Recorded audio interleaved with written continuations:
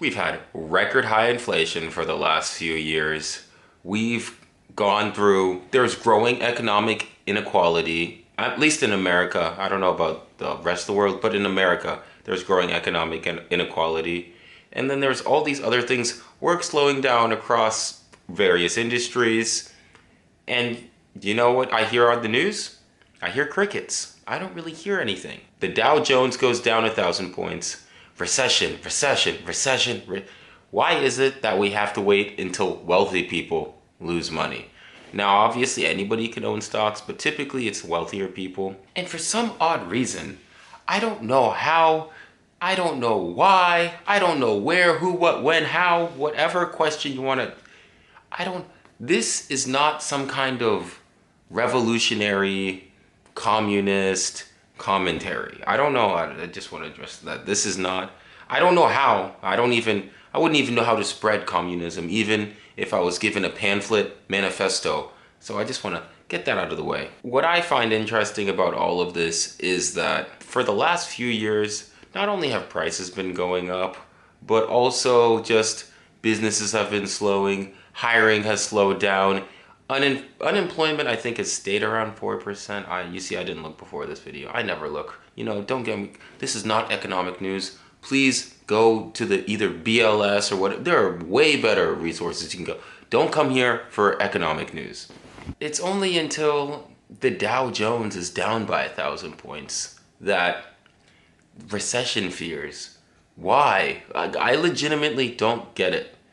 Why is it that if tens of millions of Americans are struggling, how is that not okay? Hey, something's not right. Something there, we should sound the, there are tornado sirens. Sometimes they're, because I live in an area that's prone to tornadoes from time to time. There are tornado sirens that go off. Why isn't that we don't have sirens whenever, oh my gosh, things are hitting the fan? But no, we don't get any of that. It's only until stocks go down. Why is it why stocks? What makes stocks so magical? I own a few stocks. I sell a few stocks. And I don't really, and I'm still here, still in my childhood game room. So obviously I'm not buying and selling the right stocks. I think what really, I don't know if it upsets me. I don't know if it confuses me, but it does, and maybe, yeah, it makes me a little bit emotional. It's what I don't understand is why is it that it's so controlled? It's so controlled of who gets to call what a recession. It doesn't matter if you can't find work. It doesn't matter if you can't pay your bills. All those things don't matter. I don't get how any of this helps anyone, because the more and more I try to follow news, the more and more I distrust it. But now I'm in this dilemma because, okay, if I don't trust the news, and I'm talking about CNN, Fox, MSNBC, CBC, ABC, NBC, CBS, TBS, oh my gosh, even the BET Black Entertainment Network, I don't trust any of them. But if I don't trust news, how am I supposed to be well informed? Because a core tenet of mine is to participate in state and local elections, be well informed.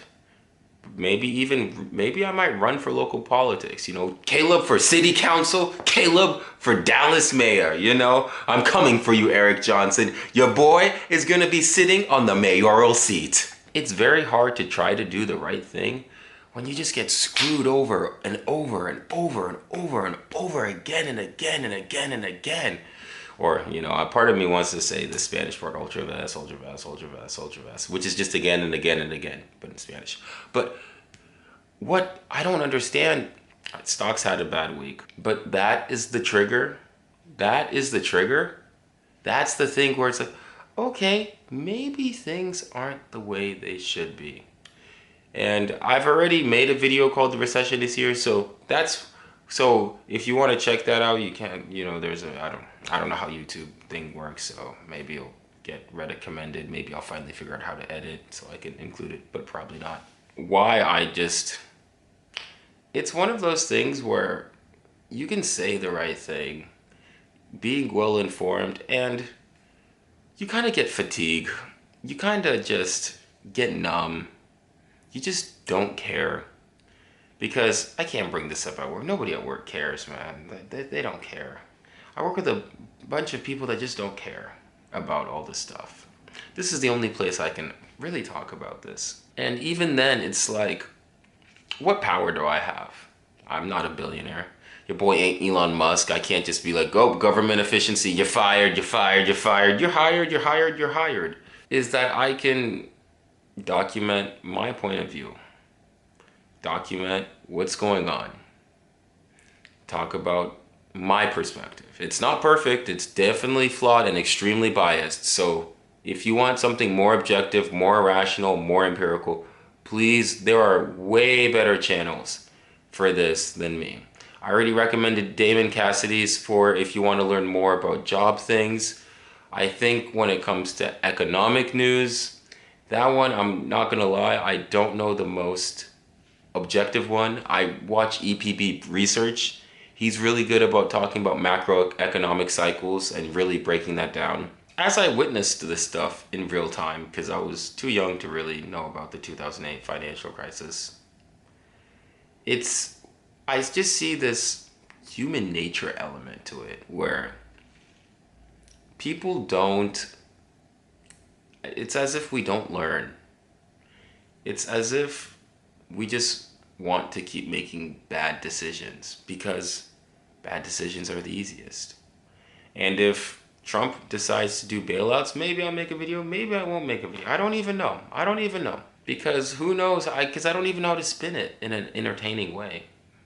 And I know I've been told I ramble, and this is for me rambling even some more. When is it going to be, and this isn't a down with the rich, eat the rich kind. If you walk away from this saying, oh, Caleb's just a sap, he's just a little happy that wealthy people have lost money in stocks. That's all he wants. He just wants some radical redistribution. He wants to control, he wants things to change and there to be a redistribution of wealth. You completely missed the point of what I'm trying to say. What I'm trying to say is that there could be glaring, obvious signs that the patient is sick, the economy is unhealthy.